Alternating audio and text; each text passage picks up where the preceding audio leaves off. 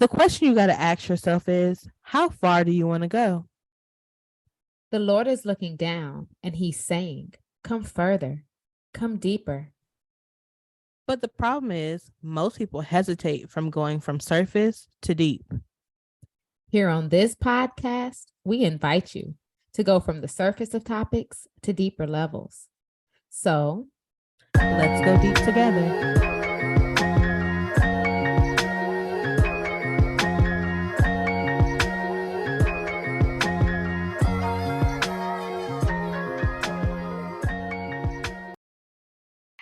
My name is C. Joy.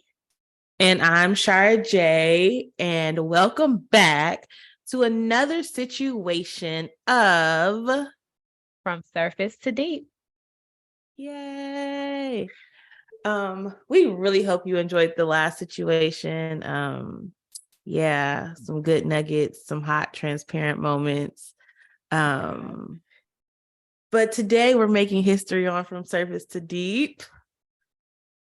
We have our very first. Sabrina is a licensed clinical social worker and the sole principal owner of SJR Counseling Services, with over 25 years of social service experience working with children, their families, and the vulnerable adult population. As a result of being raised in the Christian community of the Bay Area and living in the community in which she serves, Sabrina has developed a rich sense of cultural competency that has allowed her to work successfully with children and families of various ages, stages, and backgrounds, both professionally and spiritually. When not pursuing professional goals, Sabrina can be found worshiping and serving joyfully in the capacity of ministry coach at Praise Fellowship Bible Church of Richmond, California, under the leadership of Senior Pastor William Coleman III, where she has been a member since 2009. She has served as the host of the popular radio show High Tea with Bree, which airs live on Facebook and on Freedom Radio. In 2021, her first book, The Pain of My Inheritance, My Mother's Wound, debuted on 6 of Amazon's best-selling list, and in April of 2022, she experienced her second literary success with the debut of the co-authorship project Face Off, The Story Behind the Mask. To round out her many accomplishments, Sabrina is currently in the final stages of completing her PhD in Christian counseling. And in December 2022, she became a licensed chaplain for Marketplace Ministry. Sabrina is a proud member of the illustrious Delta Sigma Theta Sorority Incorporated. So, without further ado, I would like to introduce to some and present to others, Sabrina J. Robertson. Welcome. Good morning. Good morning. Thank you so much for having me. It's an honor. It's a double honor, actually, to be invited. And it's a double, and the double part comes from being your first. So congratulations on the launch of this amazing baby that you guys are raising.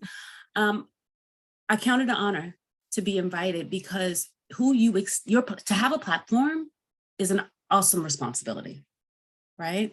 And who you invite, who you extend, who you share your platform with will always be a reflection of you. Wow. So I want you guys to remember that. It will always be a reflection of your integrity, of your purpose, of your motivation, and your intentions. Wow. So the fact that you all invited me and you trusted me to be your first, I don't take that lightly. Thank you. Thank you. Wow. Thank you. So we're going to do what we always do here on From Service to Deep. We just have another voice to added to it. So we always start every situation with a question. I will warn you that sometimes these questions go deep and make me tell a lot of my business, which sometimes I don't appreciate. So it's always C. Joy's doing. So C. Joy, what is our question of the day? So our question of the day before I go with it, I'm going to read the definition that comes from your book, Sabrina, The Pain of My Inheritance, My Mother's Wounds, and as it relates to capacity. So with that being in mind, you have capacity is the potential or suitability for holding, storing, or accommodating an individual's mental or physical ability, aptitude, and skill.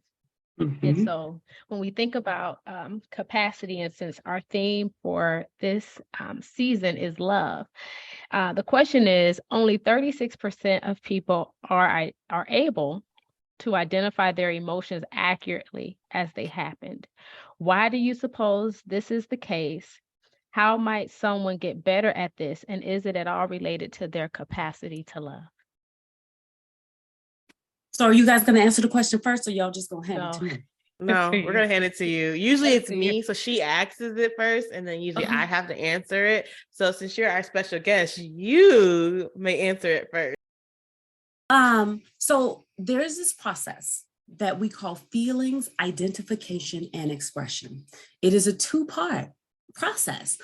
Identify how we feel, and then to be able to have the capacity to express that appropriately, underline appropriately.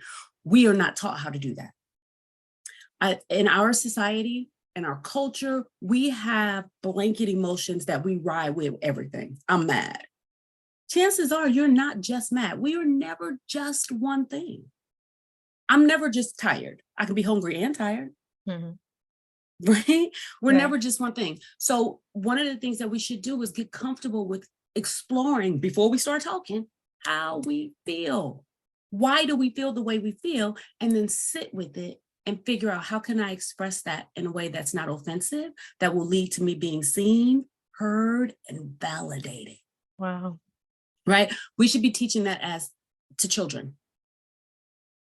That should be part of the communication blocks. Can I tell y'all a cute little story? So y'all know I'm a yaya, right? Right. My broke little best friend is my grandson, Raymond, who's 5. And he's on the autism spectrum. He does not have autism, but he is on the spectrum. Little walking miracle. So the other day he came into my office, I was working, and he was hotter than fish grease at his mother. I could tell that he was hot because he had tears on the rims of his eyes and he couldn't even talk. He was so mad. Like he was literally shaking. And so I'm like going through all the yaya stuff, sweetheart, what's wrong? Who did it? And he took his little finger and he pointed towards the door and he was, right? And I knew it wasn't his sister because he would have just hit her, right? So he was mad at his mom. He was mad at his mama. I was like, well, what happened? And he couldn't even talk. And he looked at me, he said, I think I need a break. I said, okay. And so he went and sat on the edge of the bed that's in my office. And he literally just sat there quietly. And then he looked at me, he said, I feel. And I said, that's good. Tell me what you feel. And my 5-year-old grandson, who's on the spectrum, was able to sit there and tell me what feelings he was having. That's what we should be doing. We should be sitting down until we gather ourselves, think about what it is we feel, and then respectfully, I feel. That's good. That's really Same good. way with love, right? That is what's blocking us, because a lot of times we don't know what we feel. Right. We don't know why we feel. A lot of us have associated love with pain, love with trauma. Our association, one, when we feel it, we're going to be afraid. We won't be able to tell if it's genuine, so we'll reject it. And if it is genuine, because of our own traumatic residue, we'll pervert it. We only 30 seconds into but y'all go. No, let's talk about that, because when you think about love from a perverted or a tainted lens, as we talk about heartbreak in this episode, is that even such a thing? Because, the word says love never fails, right? So if love never fails, how can you truly experience heartbreak through love? Or was it that it wasn't love to begin with? Let me just say the views that I express do not represent this show or this, because I'll talk y'all into an FCC violation, and I don't want to do that. It is my humble opinion that as we hold that people are the conduit for love. The Bible says love never fails. The conduit does. So love didn't fail me. The person I trusted to love me did. Somebody write Love that didn't down fail on the me. shirt. The person I picked did. So in that reflection, love didn't fail, I did. Love. Wow. You put it back But on you. it's easier to put the responsibility for the failure on the other person or even on love than it is to take accountability for the role I played. Right. So the word pervert, something I learned from my big brother, David Burrs. You always look up the word you're talking about. Pervert means to alter from its original course, meaning or state or a distortion or corruption of what it was intended to be. Love is patient. Love is kind.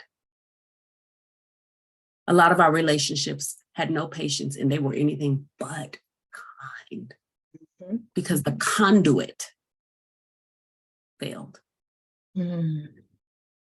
Oh. So, Shara, you got anything to say, Miss Shara J? Oh my gosh, we ain't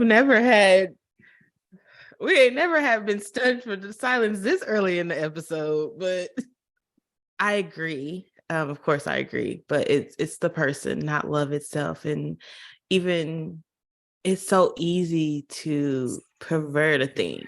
Like, I don't think we understand how easy it is to pervert a thing. And when we think of, I'm so glad you defined it, because most times people think of perversion, they think of something that's not what it actually means, the actual definition of it, which means then that's how things could change. That's how people it's not communicated correctly because you don't have the working definition. I love that, because like I said, my professor in school would tell me, if this word was to walk through the door, what would it look like? And because most times we don't define a thing, you can't move with it. It's just like love. You don't define what love is to you. That's how you get messed up, because if you talk about what it is or you define what love is, you'll know off the bat if you're choosing the right person or not. Well, you know what? I would love it if it was that simple. You talked about being able to define a word if it walked through the door. Let's talk about love. Right.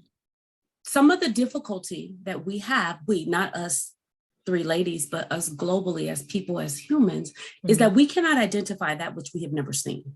And if we sit and if we're honest and we look at those that are around us, we've only ever seen perverted love. Right. We don't know what healthy love looks like. Right.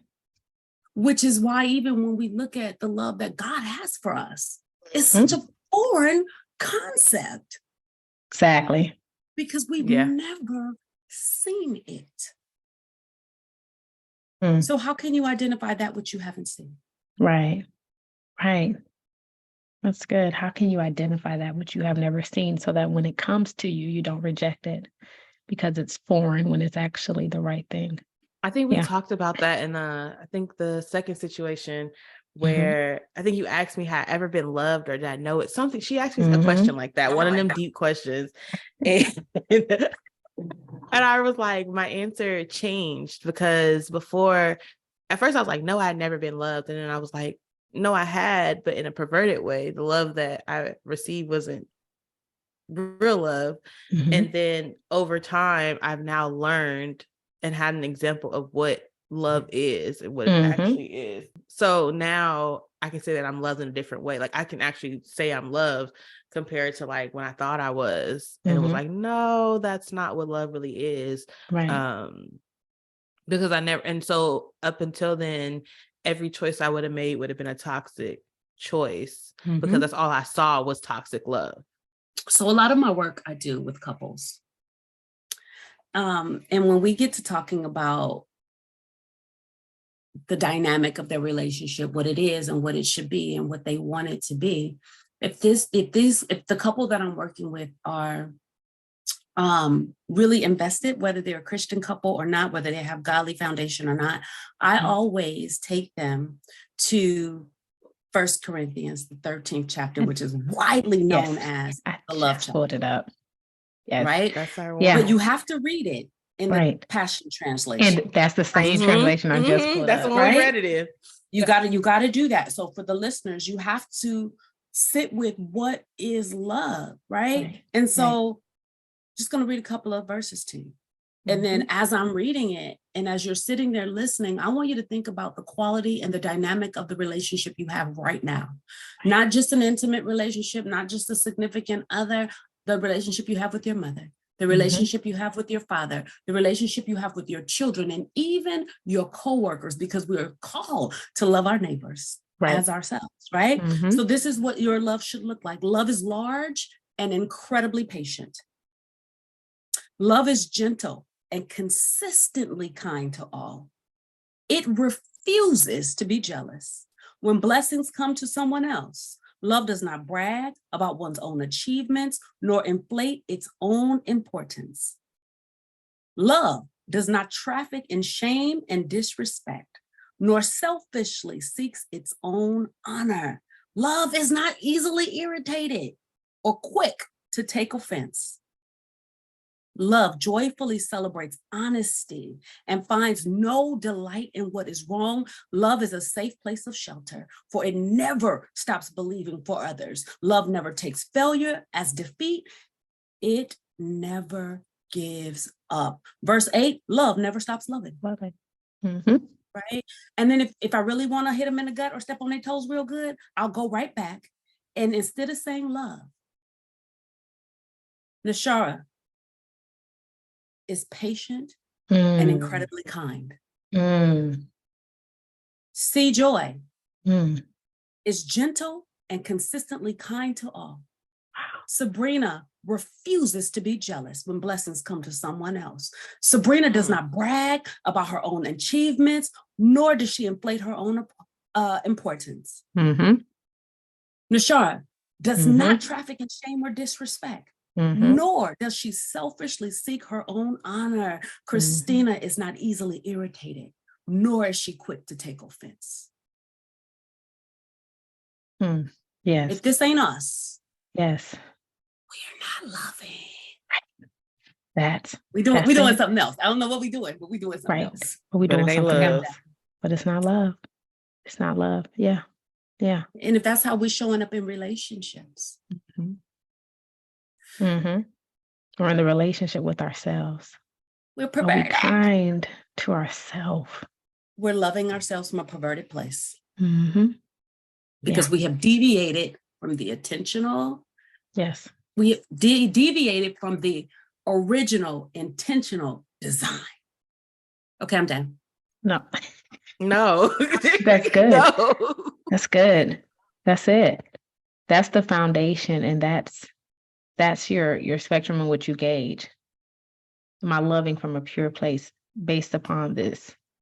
Am I ready to love like this? I'm ready. I have, people ask me all the time, how did you get to this place? Where did you meet your guy? Yada, yada, yada. And those are all valid questions. But the first question I ask them, are you ready? Are you ready to love like that? Because also what happens is a lot of us, we don't have problems meeting people. Right. Exactly. I was the queen of 50 first dates. I could do 50 in a month. It was nothing. Now that second date, why not? Right? So are you ready to love like this? Are you ready to be this sacrificial? And there's no harm if you're not, because you've never seen it. The responsibility becomes, let me go get well. And we don't like to use that, because if you're not there, that means you're not well. Right. Somebody hurt you. So let's talk about the time between your last relationship and taking that time to get well, especially to our listeners who maybe have gone through a divorce or are going through a divorce, right? Because for that, you're literally going from one to separate again. And there's a pain that's associated with the process of the divorce. So when we think about the time to get well from your last relationship that did not go the way you thought it would, knowing that you are not a failure, because love never fails. It's just the person, as you said, was not able to love you from that place, according to 1 Corinthians 13. What advice would you give to those people as they're going through that process of healing and becoming emotionally well based upon the experience that you have? So, it's so funny. It takes a while, in my experience. Mhm. Most people, it's difficult for them to recognize that they're not well. Mhm. We see it all the time. People will come out of a relationship, they'll take 3 months off, and that's being generous sometimes, before they jump back into the dating scene. And then you'll ask them, like, man, are you ready yet? Like, have you, and they was like, well, the relationship was over before I left. I started my healing process while I was still in it. So they're justifying, being out there and being well, right? Right. And so that's hard to combat, because only you can decide with honesty and integrity where you are internally, Mhm. right? So my response is always, are you sure? Right? Because we know, we've lived it out. Many of us are victims of it, hurting people, hurting other people. And it's a messed up situation. To be well, connect with somebody who thinks they're well. They infect you, go on with their life, and now you sitting there dealing with their disease. Mm. Right? Wow. So I usually have the best results with people who come to me and say, I know I'm not well. Mm. I'm not, and I want to be well, right? Mhm. And even with that, I always ask them this question. This is why people don't really like to talk to me. So I'm gonna answer your question, Christina. But if you came to me and said, I know I'm not well, I desire to be in a relationship that's healthy, can you help me get well? Mhm. You would think that I would embrace you with open arms, and my arms are opening. But before I embrace you, I'm going to say to you, are you sure, sweetheart, that you want to be well? Ooh. So you're sure, sweetheart, and ready to be healed? Because wholeness is no trifling matter. Mm. It's a lot of weight when you're well.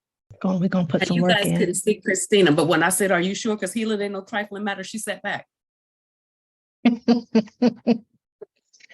Ooh. That's a sit back moment. Because people want to be well, but they don't want to do the work. Right. Because it's painful. Painful. It is. It's painful. Yes. And then when you think about the benefits of doing the work, because there are benefits involved with doing the work, that makes you understand the sacrifice that comes with getting well is worth it. It outweighs it because of those benefits. And can I tell you a secret? Mm-hmm. Doing the work is a lifelong process. Mm. Right? If you think about it in juxtaposition to naturally getting well, we go on lifestyle changes. I'm not going to say diet. We lose weight, we get healthy. We have to maintenance that thing with using those same strategies, those same tools, those same interventions. So you don't just get well and then you're well. You get well and you have to stay well. Mm. You have to stay well. And I say that because the experiences that we had, we don't forget them. We don't get dementia. We still remember when we were hurt. We still have to battle trust issues. We still have to remind ourselves, I'm healed. Mm-hmm. I can trust again. Right. I can love again, because those things will come up. Right. Yeah. And it's only your level of healing that will dictate how you respond to it. Mm. When it comes up, are you going to act on it? Wow. Or are you going to remind yourself, I'm healed? Right. And I'm not going to judge this by that. Sometimes y'all be so funny. I'll be like, Sabrina, you're crazy, Sean, again. Girl, get yourself together.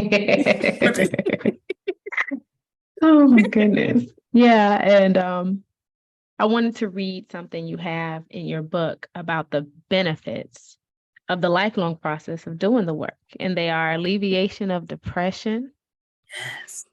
Doing the work affords us the opportunity to find resolution and even happiness in situations that were once debilitating and stagnating.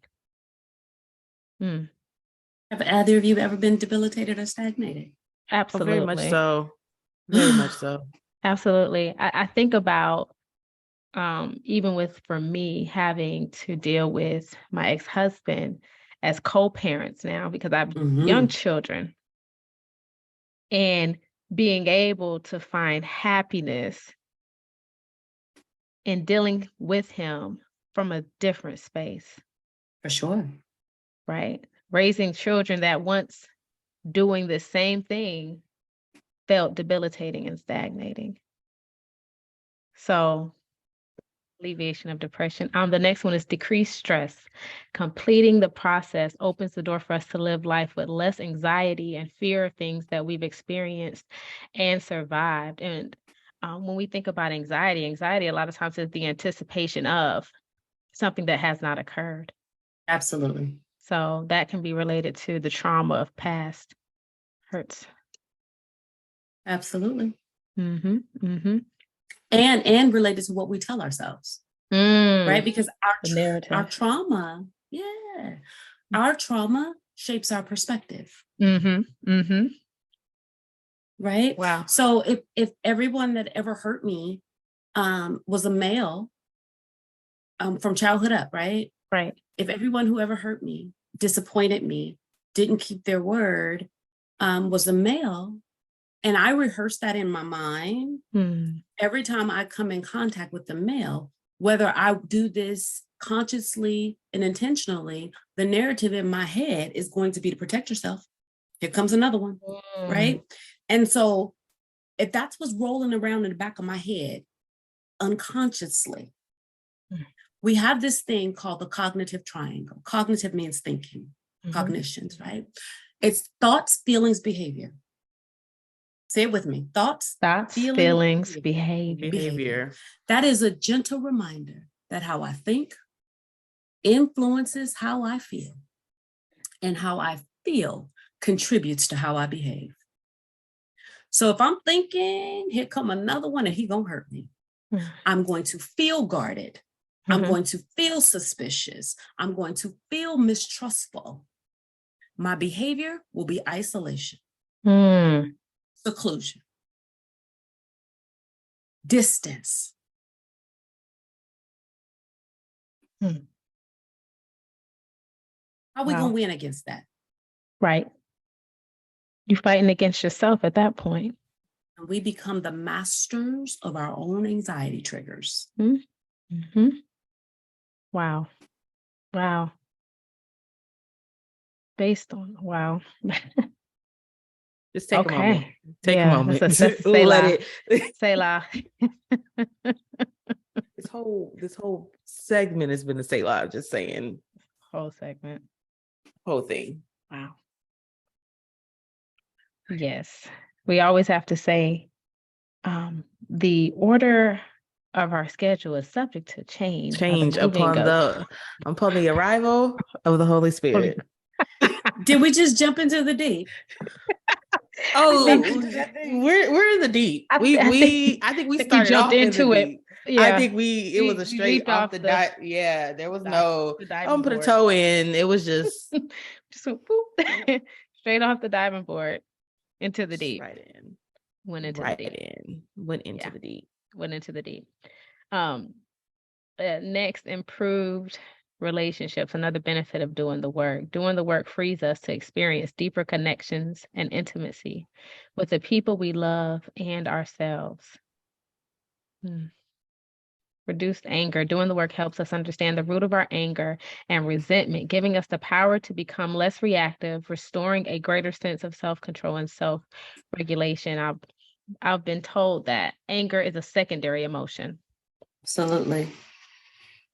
Absolutely. It's not what we feel first, but it is often what we act first. It's not what we feel first. And I think that's because it's easy to explain anger compared to being I'm hurt or I'm embarrassed. I'm embarrassed, or I'm disappointed in myself. I can be angry, and most people will understand anger. Oh, she's mad. Okay, cool. So you, in a sense, you don't have to wear the full shame of whatever it is, or whatever the actual feeling is. But then that doesn't cause you to get to the bottom of it. I was about to say, what you said was really good. Like, you don't have to, anger is easier to explain. But the truth is, if you do anger right, you ain't got to explain nothing. Right. People get it. They see it. Right. That's the first thing they see coming in the door. Oh, she angry. Oh, he angry. Right? Anger has become an effective way of protecting ourselves. Right? And I want to say this. I always say this when I talk about anger. I love anger. Anger is not bad. Anger in and of itself is a part of the human experience. God gave us this emotion, so it is not bad. It is what we do with anger. It is the expression of anger that chooses the trajectory of whether it will be constructive or destructive, because anger can be constructive. Right? So when I run my anger management groups, I tell them, literally, I'm not here to teach you how not to be angry, because to do that would mean I would void you as a human.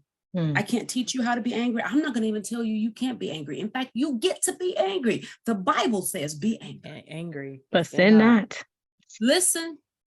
So you get to be angry. You just don't get to be a jerk when you're angry. So if you're out there and you're angry, that's okay. Right. If you're out there being a jerk when you're angry, not okay. That's not okay. Not okay. Not okay. It's not okay. I think, when you talk about anger, I think of a fire, one that's controlled versus a forest fire that spreads and is destructive. Right? A controlled fire can give us heat.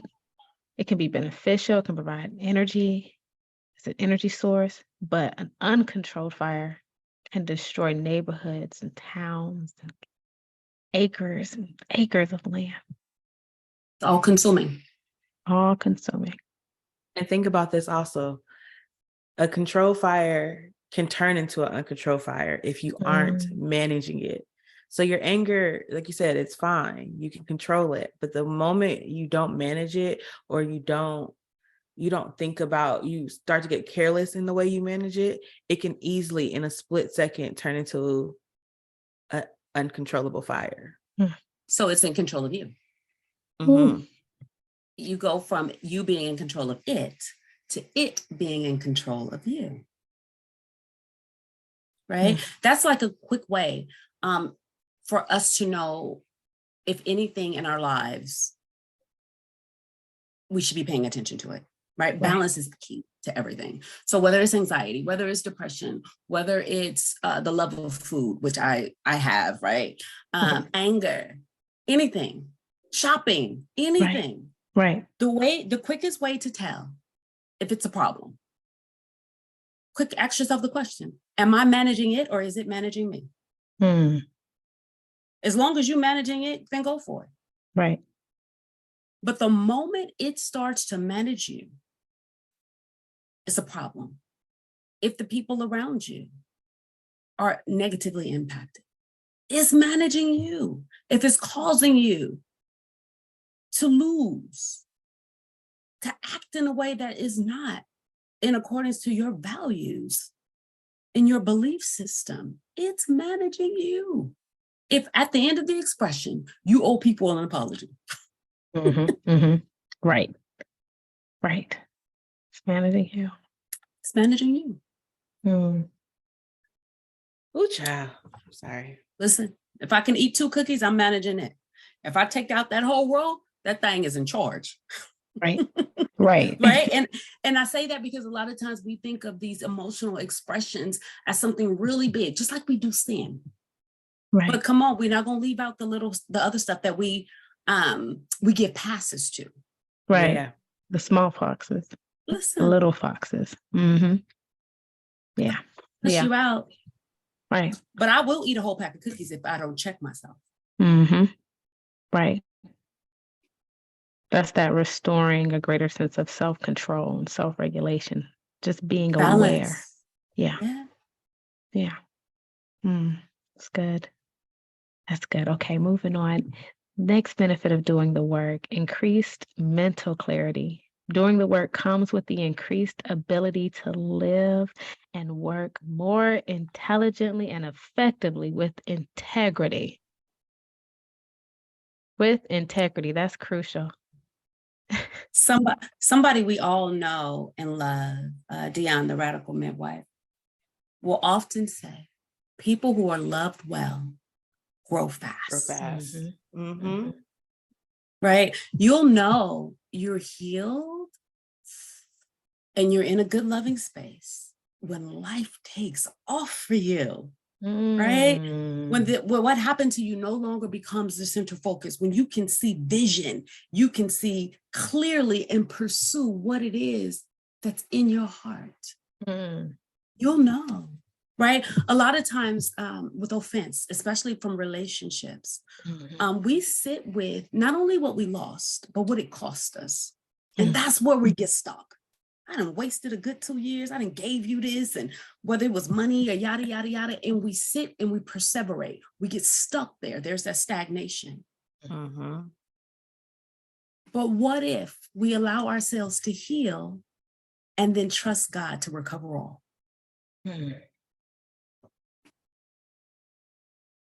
Trust God. Not trust ourselves, trust God. Trust God. To recover To all. recover all.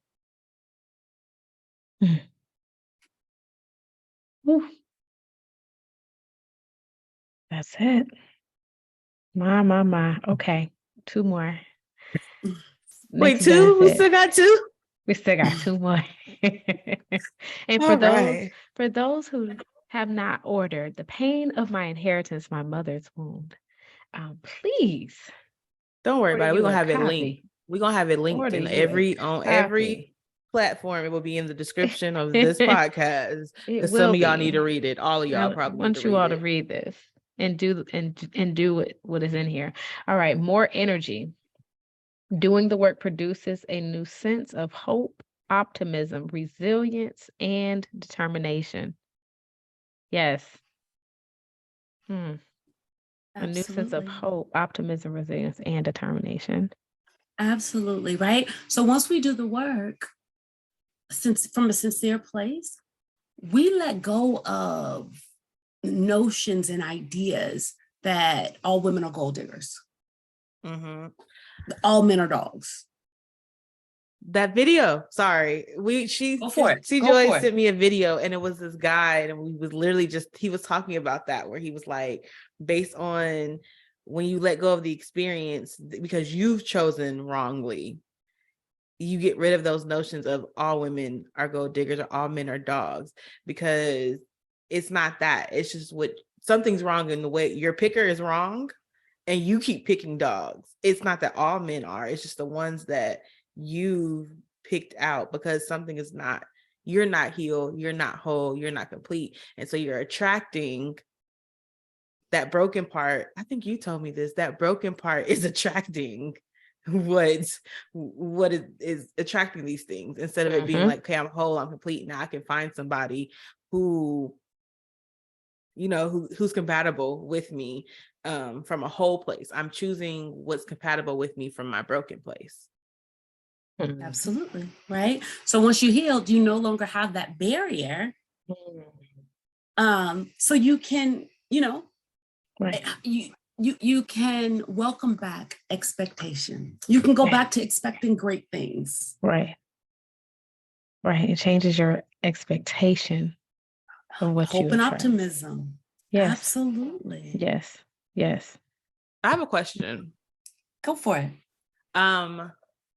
Do you think, or what is your opinion, if you meet somebody while you're not in a whole space, you're not in your heal space, and then you do the work, you heal, can that relationship still be a factor? Can it still be a relationship? Even like if you've met this person when you weren't healed, now you're healed and you're still with this person. So I guess my question would be, would that individual be asking from the perspective of, can I stay in this new relationship and heal and then still maintain the relationship after? I think so. Is that what the question would be? Or is it the question is, no, the question is, I got into the relationship broken. During this relationship, I've healed. Can I still stay in this relationship now I'm in a healed place, even though I started it in a broken place? Okay. So I think only those two individuals can make that determination, right? Because you can stay, but there will always be a cost. There will always be residue. So once you're healed, what cost did you pay? What cost did the relationship pay? What residue is going to be left lingering, right? Think of COVID. Now, I'm living in a house with y'all. Mm-hmm. We in relationship with each other. I contract COVID. I am no longer healed or healthy. What's the first thing y'all gonna expect me to do? Quarantine. Isolate yourself. We are no longer living in community with you. Nope. And that's a realistic and valid expectation. Go get healed. Take your test, do your work. Take the test. Show us your negative test results. Prove to us that you've done the work. And then we welcome you back into community. Why is that different for an intimate relationship when you're not well and you don't want to infect the person who you with? Right. That will be my response. Yeah. So, Shara, you asked me the question, what are you thinking? Because the people can't see your face. It's the fact I do not like being in rooms where people can read when my brain is working. No, it's just, and we've talked about it on a previous podcast, my previous relationship of my last relationship, and I started healing and they couldn't take that I was healing. And now, not me telling my business again. Now that was the goofiest laugh I've heard in a long time. We on a streak, honey. Oh, next season we got you though. Don't worry. That was a goofy laugh. Okay. But they've been trying to come back around, and I'm just like, have you done your work? Because I'm still doing my work, and I don't want to. Another video she sent. No, I think I sent this one to her about the purpose. And if I don't want to be with somebody, I don't want God to bless it just because, not bless it. I don't want God to tolerate it. His permissive will. I don't want that. I want him to bless it. So I'm just like, have we done, I know I'm doing my work. I'm confident in that. Because a lot of stuff, like you said, when you start to heal, your life starts to take off. And a lot of stuff, including this podcast, is taking off. So we got receipts around here. But healing. You know, that relationship, I'm just like, I don't know if this counterpart has, if they're going to be able to handle the new. Well, I mean, let's talk about that when you're done with the relationship, but then as you're healing, they're attracted to the healed version of who you are, or the part of you that's healed, even though they haven't done any work. Oh, can we go back to COVID? Can we go back to? She's jumping up and down for joy, guys. Go ahead. Right. Think about it. You contracted COVID. You did your isolation. It was the worst, right? You come out of isolation. You have your receipts. I am healed. And now somebody within your community is not well. You recognize it. You recognize the signs before they even go get tested. Do you stick around and wait? Or do you require them to go do their work? To go get healed, to isolate, go test. Because if not, they're going to reinfect you. Thus the toxic cycle. Whoa. We getting a little too deep on the first installment of this situation, you guys. So y'all come back next week and we'll continue. Part 2 of the season finale. of From Surface to Deep.